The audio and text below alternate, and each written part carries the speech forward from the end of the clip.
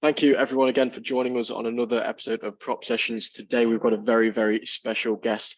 We have Perry Power, the owner of the award-winning estate agency, Power Bespoke, who's helped over 1,500 vendors and done over 250 million worth of property transactions since opening in 2014. And they are rated one of the top 3% agents in the entire country. Perry, thank you for coming on. Pleasure. Do you give like everyone that? I'm really proud. Actually, funny enough, clearly you've got that data off our website and I need to update it because I was looking yesterday, we were at 330 million of combined property value sold now. Wow. So, yeah, when was the website updated? I don't know, a year ago maybe. I need to update it. So you've done almost 100 million in. Yeah, yeah, I reckon so. Wow, fair play. I mean, why is it that you guys, because I speak to so many agents and they really struggle even to get the first couple of instructions.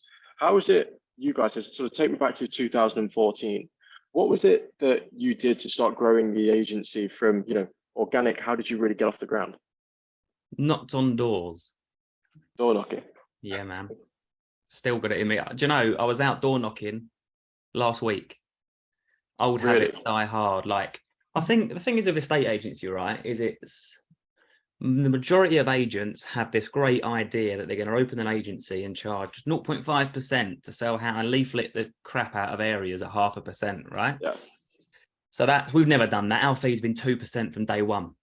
You'll never see a piece of marketing from us cutting a deal on our fee. We might cut deals in the living room, potentially. I've sold houses for nothing before. I'd rather sell a house for free and get a sold board outside it than 0.5% that sticks with you. So 0.5% stays with you, right? So you sell a house. If you realize that you're going to give a great service, whether you charge 0.5% or 4%, you're going to get recommended. Now, I'd rather get recommended at 2% than at 0.5%. And the 0.5% will stick with you for years to come. You'll get a call 10 years later saying, oh, you sold my friend's house. When you're trying to bring your fees up, you've got established, hopefully, and you've got past that crucial point of your business not failing and it's succeeding. You'll get people ringing you up 10 years later that say, oh, you sold my friend's house for 0.5% now. Why is your fees 1.5% or 1%? So I took the view, I'd rather do it for nothing, get a sold board in the road, leverage the sold board, leverage the sale, and get more off the back of that at 2%. But to answer your question, yeah, it was me, a mobile phone, my mum's spare bedroom in her house, and a Rightmove account. And here we are. Wow. Okay. So, I mean, from day one, obviously, you're either doing free just to get the brand awareness or 2%. I speak to agents who are like, they want to charge 1.5%, 2%. But they have sort of the belief that they can't because they're only just getting started. They don't have the track record. They don't have all of that sort of stuff. How did you overcome that? So I'm guessing people don't wake up. They weren't a car mechanic yesterday and woke up the one day and thought, I'm going to start my own estate agency. They might wait, some people do, but they might wake up and say, I'm going to become an estate agent. So whether it's their own company or they just need to leverage their past success. So I was a good agent I was running offices for big agencies and I leveraged that success. Like in Power Bespoke. So my average days on market might have been 16 days. My average percentage of asking price might have been 102% of asking price. My average number of viewings per sale. This was all obviously the run up to me starting my own business. It might have been houses that I sold with another company, but it's houses that I sold. So I leverage. People have the mentality, I think, when they start a business that all their history is dead because they're now starting a new company. But themselves as an estate agent for the last 10 years or 5 years, that all matters when more so than they believe when opening their own business. Yeah, 100%. I think what's your take on, do you know the agents who sort of come in to the sort of self-employed model and they haven't done a estate agency before? Do you think the agents should get a job as a negotiator, go through all of that, sort of climb over those hoops and before trying to start? Yeah, why learn? Why not learn on someone else's money and time? Yes, you're going to potentially earn less, Yeah. than if you started on your own. But you've got a higher rate of failure, I believe, if you don't.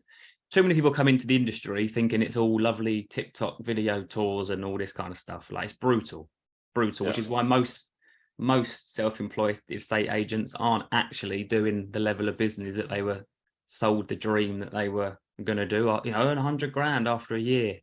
We've got agents on our waiting list that have been self-employed for 4 years and they're on credit cards now. So you just got to go into it with your eyes wide open. Yeah, 100%. And I was just before the podcast, I was actually researching, going through your content and seeing how often and frequently you post. How important is it for agents now more than ever to start posting their own personal brand and posting content, getting on TikTok, Instagram, Facebook? It's important, but not the priority. Okay. So what you need to do first is be a bloody good estate agent. And that's got nothing to do with TikTok and Instagram reels and stuff, right? Being a bloody good estate agent is looking after clients, getting clients first of all. Now, I know you're going to say, well, maybe you can get clients from that kind of stuff. You can, but that shouldn't be the priority. A good estate agent has got one house for sale, right? Let's say you get your first house. You're going to attract inquiries on that house from probably 10 potential buyers or 10 inquiries. And then 5 of those inquiries are going to have a house to sell themselves. If you're not getting your butt in their living room, in at least 3 of those 5 people's living room to give them advice about selling their house, don't do TikTok videos and reels, because you need to become a better, technically better estate agent first and foremost, in my opinion. And that's even before you started doing your Facebook ads and your funnels and your conversions and all this kind of stuff.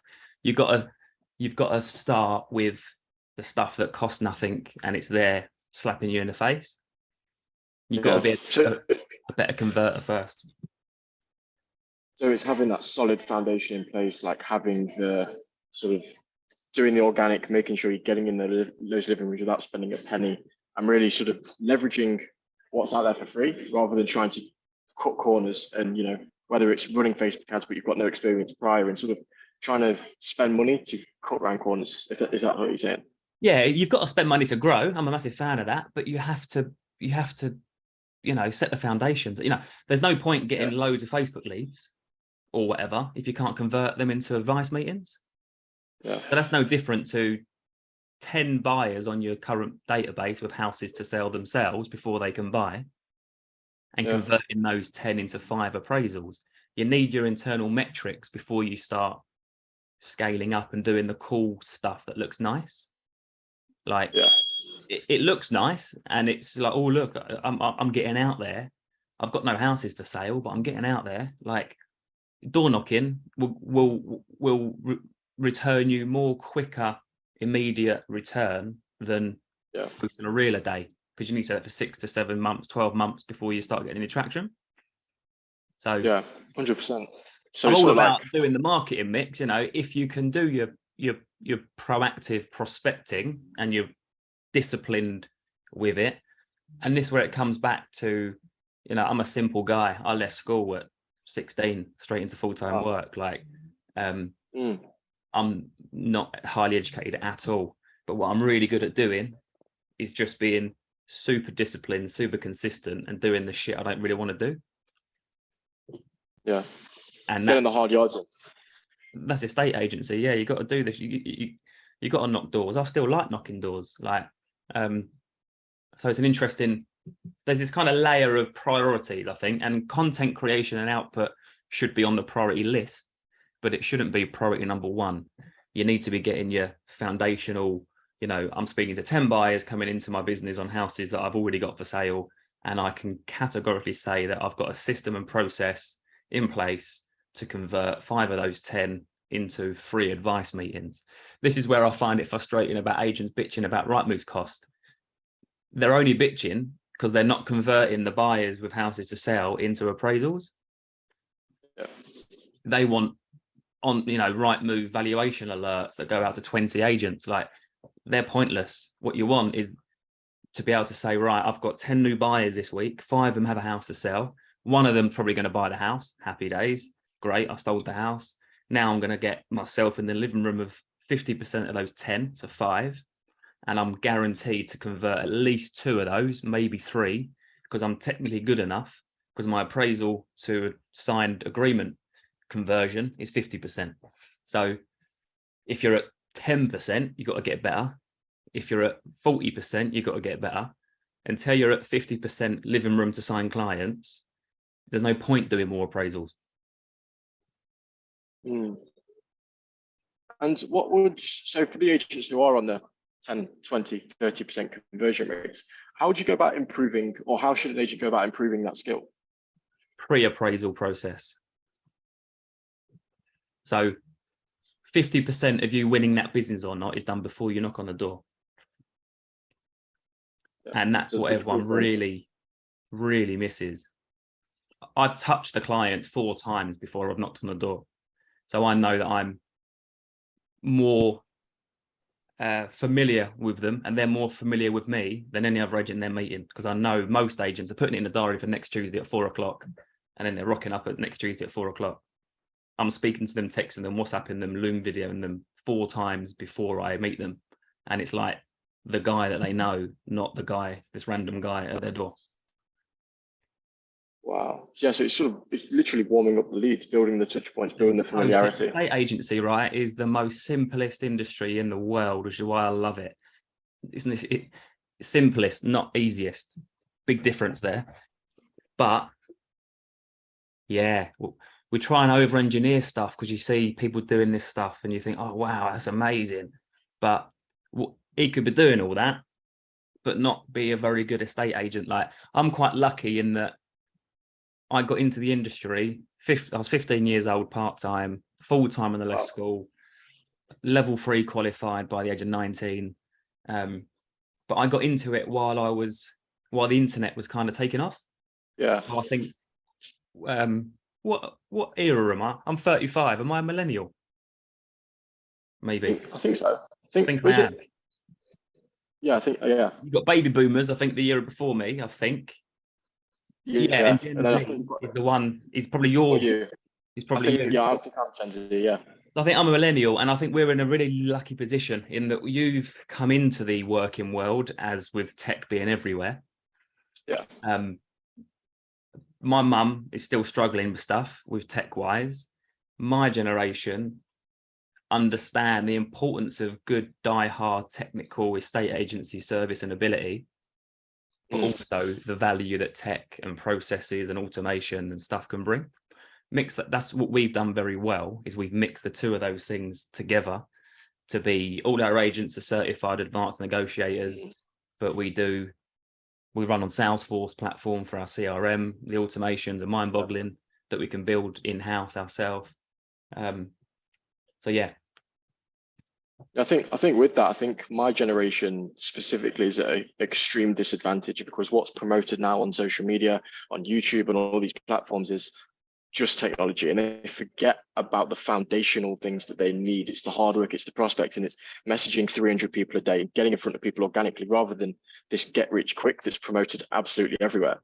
And I think, as you said, your generation is at an advantage because they've got the best of both worlds, whereas my generation can only see one side of it, and it's leading to a shitstorm. What's really interesting that you just said there to prove your point is you said messaging 300 people a day. My generation says calling 300 people a day. So you're and I feel old, man. Like, I feel like my granddad saying this, but it's that. Your generation don't want to pick up the phone and have that awkward, horrible conversation and face rejection and ring 300 people to get one little potential client that could be 20 grand's worth of fee. It's mad, but I think we're in a really exciting transitional stage, and I feel grateful that we're at the kind of, not the front of that curve, but I appreciate, and our agents and everyone that comes into the business, like, we're hustling, we're banging the phones, we're following up, we're prospecting, we are messaging and Loom videoing, but we're calling as well, and that's the mix. I think too many people think the technology is there to replace the agent because they understand AI and all this mad stuff.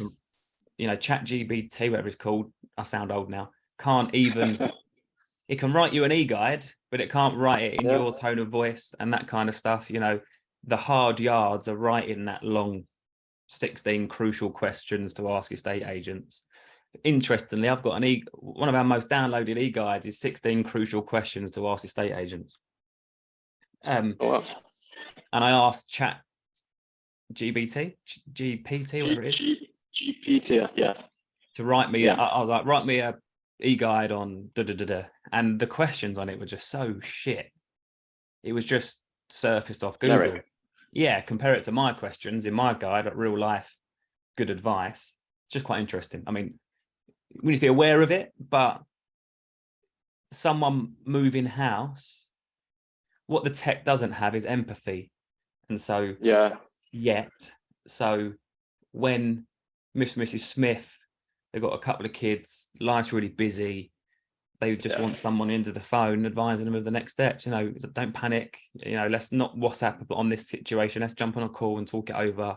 Even better, I'll jump in the car, I'll pop round tonight and we'll go through it together. Like, just proper old school service. And do you think sort of my generation or the generation before you, after you, sorry, is sort of missing that human element? They think everything's really simple and dead easy and streamlined until they actually try and do it, and it's just not. Yeah, look, there's pros and cons of everything. But estate agency, since the day it was invented, and it will always be, is the word agent is acting on behalf of somebody else. You need to be an extension of somebody. You look at Purple Bricks and stuff, they've spent millions and millions and millions building this platform, which is pretty much self-service on the whole. Great piece of tech. Look how that went. Like, they're pivoting their business model to more of a service-based, success-based kind of model. So yeah, it is. There's loads, that there's loads that your generation, and it worries me because I feel like I'm old now, 35 years old. So, the young guns, 21, 22, 23, they're going to kill it from a social media perspective. I don't doubt it. But it's whether they've got the skills and technical ability to just actually be a really good estate agent, because TikTok and Facebook ain't going to get the sale through solicitor progression and all the problems that's going to arise. And great from a client acquisition perspective, but maybe not so great for getting money in the bank perspective. Yeah, 100%. And it's funny you sort of mentioned earlier about touching base with a vendor 3, 4, 5 times. Phone calls, emails, link videos. A lot of people that I've spoken to have a sort of resistance to that in terms of they don't want to piss people off, they don't want to annoy people, they don't want to get in front of too many people because people follow them, dislike them. What's your take on the follow-up and getting in front of people consistently?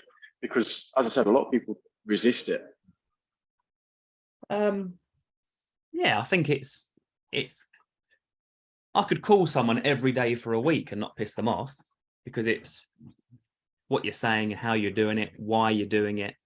Like, if I've just met a potential client and I want to touch them or follow up every day for a week, if I'm like, hey John, are we going to go ahead and sell your house? Hey John, every day you're going to piss them off. On a Monday, you're like, hey John, just checking to make sure you've got my proposal through. I've seen you've opened it. Got any questions? On a Tuesday, if you're like, hey John, just seen this house in Devon that's come on the market last night. You mentioned you're looking to move to Devon. Is this the kind of thing you're looking for? Wednesday, it could be, hey John, just look, I know you've got a lot going on at the minute, but I just want to let you know I've just agreed to sell on this house at $5,000 over asking. How have things progressed with you? Hey John, next day, just seen this house in Devon. Saw this and thought of you. Like, there's you have to follow up, but how you follow up and what you say is a crucial part. And I've got 2 rules about that. It's reason and relevance. So what's your reason for reaching out to them, and why is it relevant to them? So in a sense, it's providing value. Yeah, always. Yeah. With value. Yeah. Okay. And obviously, you being the sort of Power Bespoke, being one of the top 3% of agents in the UK, why are you guys different from everyone else? So fundamentally, it comes to a net promoter score. Clients really love dealing with us. I'm a metric data freak, geek, whatever you want to say, how call it, like, and again, this comes back to marketing. There's no point getting more clients if you're not looking after your existing ones. So I'm a massive fan of Net Promoter Score. There's a lot of internal metrics that you need to monitor, and I think your Net Promoter Score is one of the most important ones. Before you spend money on marketing, you've got to be looking at your internal marketing. How many buyers, whether it's, social is important, but then you've got organic social, you've got paid social. There's like a whole layer of I'm a big fan at the minute of organic social, you probably tell. Absolutely. Because I think it compounds more than a Facebook ad that when it turns off, the leads stop coming in, but it compounds over time. It's always out there. And as long as it's the right kind of message, and that's really important, is before you embark on your content strategy, you've got to ask yourself, not what do I want to put out there? It's more, what do I want people to think or feel when they're consuming my content? And mine was always, I want people to think, they can think this guy's a right dick, but oh my God, the advice he's sharing is freaking amazing. So mine is always advice-led, strategic advice to sell your house for the best price. That's pretty much everything that I'll cover. And do you encourage your own agents to build their personal brands and start posting? So an agent comes on with you guys, what do you recommend they do first, second, third? What does that strategy look like? So they literally just get a copy and read through my personal profile content strategy. Copy it, really, but it takes time and commitment and consistency, and some people, content hasn't got to be video. One of our agents loves writing long form posts, and it's still putting out great advice. They want to build up to doing more video, but content's crucial, but not the priority. As I said before, it is part of the priority list, but not the be all and end all. Get your house in order first, that your conversion rates and stuff like that are at an acceptable level before spending time and money. I've got a full-time creative manager that cuts everything, creates everything, posts everything. I just turn the camera on and record a bit, and then I've got nothing else to do with it. And that costs me time in creating, but also money in his time. But even if you haven't got that, then it's still time taken away from another activity, and you shouldn't be creating content. The only activity you should be doing is getting your conversion rate to acceptable levels, and then create content to bring in more things to potentially convert.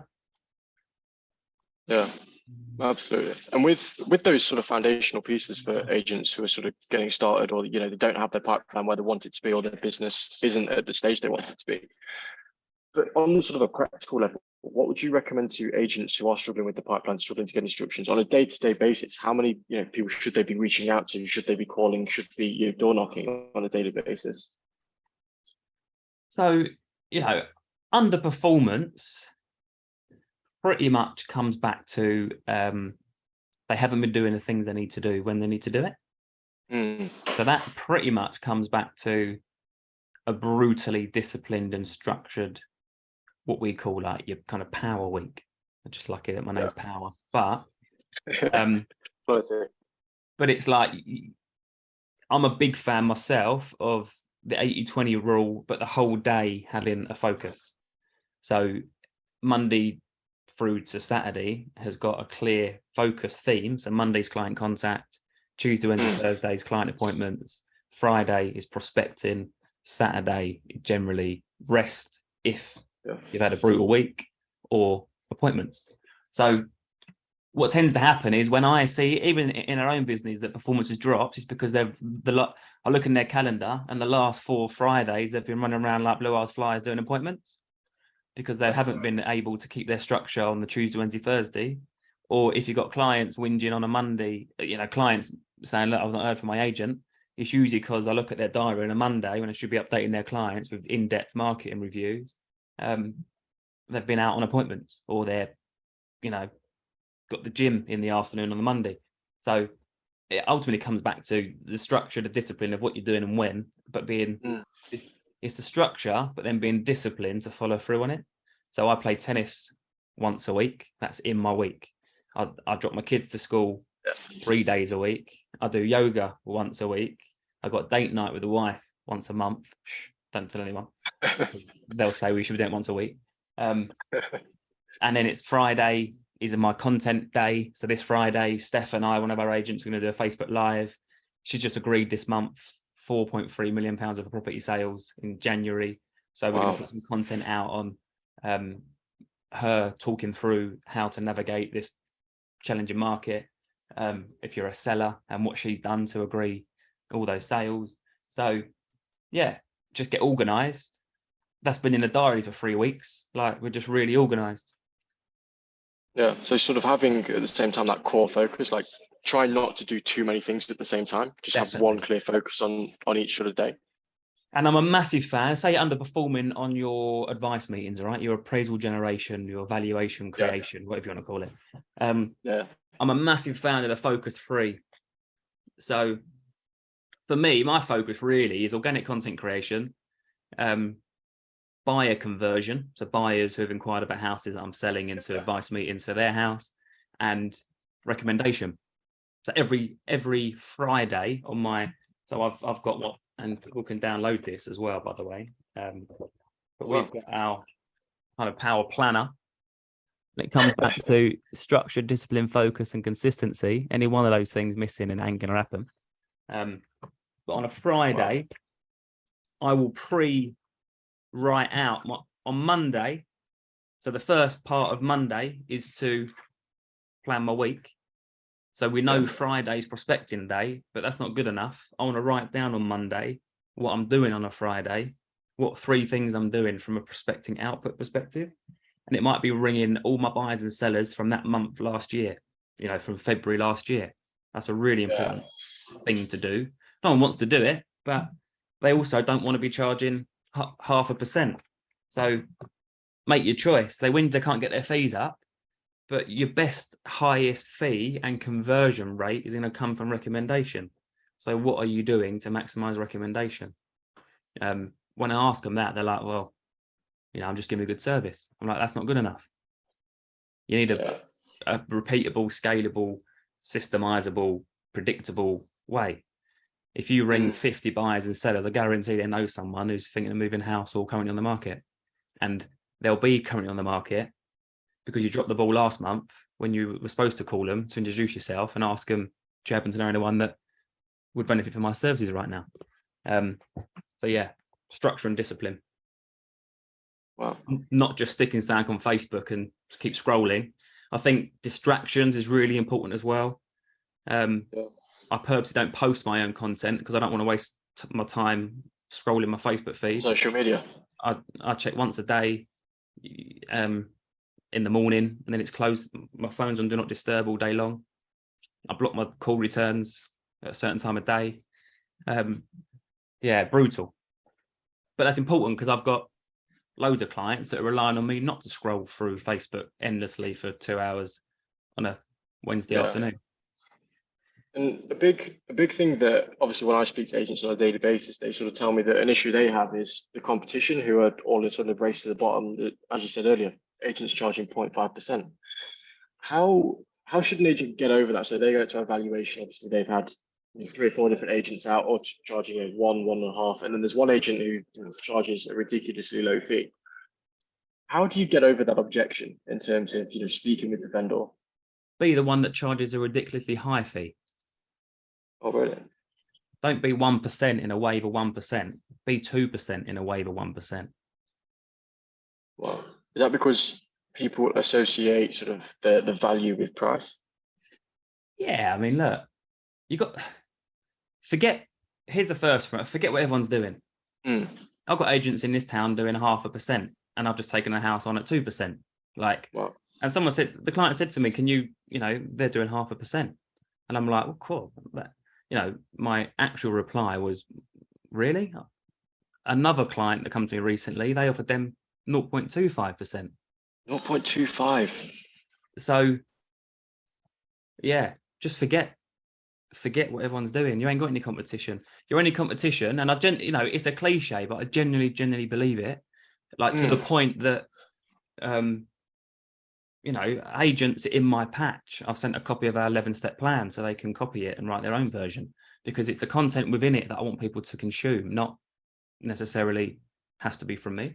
So it's cliche, but the only competition is yourself getting from 20% conversion to 30% to 40% to 50%. And trust me, dropping your fee down to 0.5% won't improve it. Really won't. It might a bit, but it's going to increase your headache. I would rather have 10 clients at 2% that are motivated to sell than 20 at 1%. Or Interesting.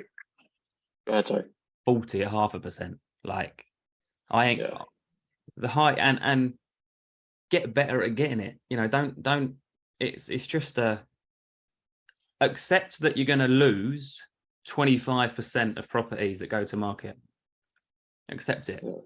So if you're working on the conversion rates that I believe people should, if you see 100 potential sellers or appraisals, clients, whatever, like in their living room, you're going to win 50 because you're at 50% conversion. You're going to lose 25 because they're going to go to other agents, and 25% ain't going to be moving. Thanks, I'm going to stay and extend my house. Thanks for your time. But that 25% you lose, you've just not won it yet. You've not lost it. So you really need to change your mindset around, oh, I lost that. I'm like, you ain't. You've just not won it yet, because 50% of that 25% that you've lost ain't going to sell with that estate agent. So you're going to make sure you're the one they come back to at 2%, more motivated, not that stupid price that they got advised by that estate agent for 0.5%, and then you're going to sell it. So it really is a case of playing your own game, having your own strategy, your own plan, not worrying what everyone else is doing.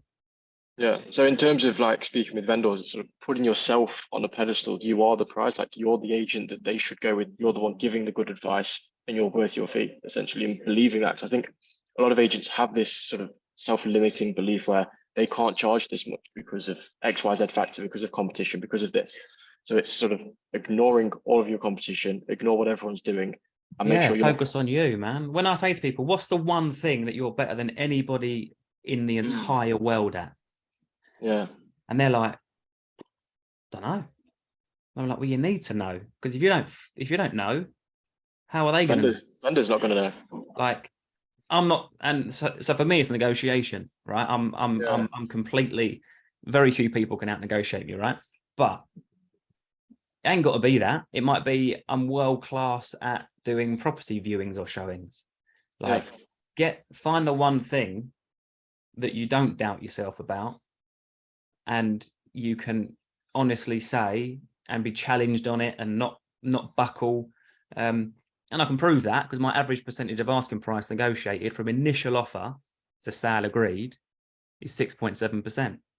Now, interestingly, because I track it, but most agents haven't got a clue. When I ask them, what's your percentage from initial offer to sale agreed percentage increase? They're like, well, I don't know. It's like, well, you can't convey your value then. And it makes it easy for me to go in and say, no, look, John, I totally appreciate that it's 0.5%. Just bear in mind, the cheapest agent is one that gives you the highest price for your house, not the one that offers you the lowest fee. Out of interest, what's that agent's percentage of asking price achieved, firstly? And they're like, I don't know. And I'm like, okay, well, I can tell you, theirs is 96%. And what's that agent's initial offer to sale agreed increase percentage? And he's like, well, he didn't tell me that. I'm like, it's because I don't track it, because I don't care about it. And so it's not going to get you the best outcome.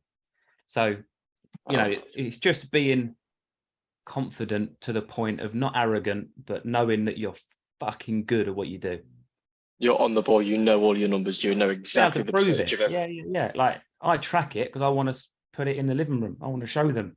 And because in our business, they're called advice meetings. They're not called evaluations or appraisals. Yeah. It's an advice meeting. When you go into it with that mindset rather than evaluation, the bugbear of mine is estate agents call it a valuation. Hey, John, can I come round and give you a valuation? And then they bitch when they lose it to a higher valuation. They've already pre-framed the client to choose on valuation because they've called it a valuation. Not advice. And so I go in, it's like, look, John, I'm not here to tell you what your house is worth, mate. I ain't got a clue because I ain't buying it. The only person who can tell you what it's worth is someone who wants to buy it. Or get a chartered surveyor in. I'm not even legally allowed to call it a valuation by law. I can only call it a market appraisal. The only people that can call it a valuation are chartered surveyors.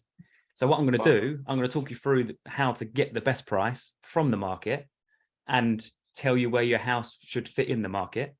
And I'll tell you what I think you could expect to achieve, but I'm not going to give you a valuation. And so it's interesting when you switch it from a valuation to an advice meeting. Yeah, so it's a different perspective, and you're literally going around you're not expecting anything. You're not, you've got that detachment. You're there to provide value, to tell them how they should do this, and to move on to the next stage of their life, essentially. It's a part of my appraisal structure. Everything's obviously planned out, and I've got a structure, and it sticks to this and that. And at the end of it, I always leave on, look, whatever you decide, Mr. Smith, I mean, to give you 3 bits of advice that are really important. Make sure you don't sign a long 12, 24, 28-week contract. Make sure that when you're speaking to agents, you mystery shop them. You inquire about a house that they're selling, and you wait to see how long it takes to respond. You'll be shocked and surprised that the average time for it to respond is 3 days. And really, yeah, that's average. Wow, I don't know. Some agents don't even respond to a Rightmove inquiry. Wow, that's shocking. Wow. Yeah, so I think that's a valuable piece of advice to any buyers that are potentially watching. Obviously, exactly what you said, do the mystery shop. Make sure you know exactly who you're signing up with. Yeah. Listen to what they say in the living room, actually experience it for yourself. I was on a podcast last night, funny enough, well, a TikTok live with somebody, and it was really interesting because it blew his mind. I once went in before I set up Power Bespoke, and I was working for a rather large national agency. I was like what was I now? I was a 21, 22-year-old that was sent into the struggling offices to put some energy through the office. And I went in to run this office that was struggling, and they had a team of 2 negotiators. And I was like, guys, it's 10 o'clock, man, and the inbox has still got loads of inquiries in it from Rightmove and stuff. And they were like, yeah, look, if they're serious, they'll call us. And I was like, fuck, this is what I'm dealing with. So they soon moved on. I got them moving on, as you can imagine. But that is the mentality of some people. No, we don't do even the weekend viewings, because if they're serious, they'll make time. It's like, dude, I've got 4 kids. Trust me, I ain't viewing a house at 4 p.m. Like, I'm only viewing a house late in the evening or Sunday. Like, so as a business, we've set up to make sure that we can. So our whole proposition, I think it's really important to get clear on who you serve. We don't want to deal with anyone that's got a house to sell. That's not our bag. We only serve people that are busy. So that might sound crazy, but if you're at home and you've got all the time in the world to do your own viewings, muck about with your Purple Bricks portal and speak to the buyer directly yourself, and you want to negotiate the house sale yourself, that's fine. There's no point in talking to us. If you're time poor, you appreciate expertise, you want it kind of done for you, and you pay for convenience, that's us. Yeah. Wow. Okay. Right. So I've got a final question for you, Perry. Now, you've come to the end of your life. Okay, 80, 90 years old. You can't obviously take any possessions with you, none of the materialistic stuff. You have to leave just one piece of advice for your children, grandchildren at the end of your life. What would that piece of advice be?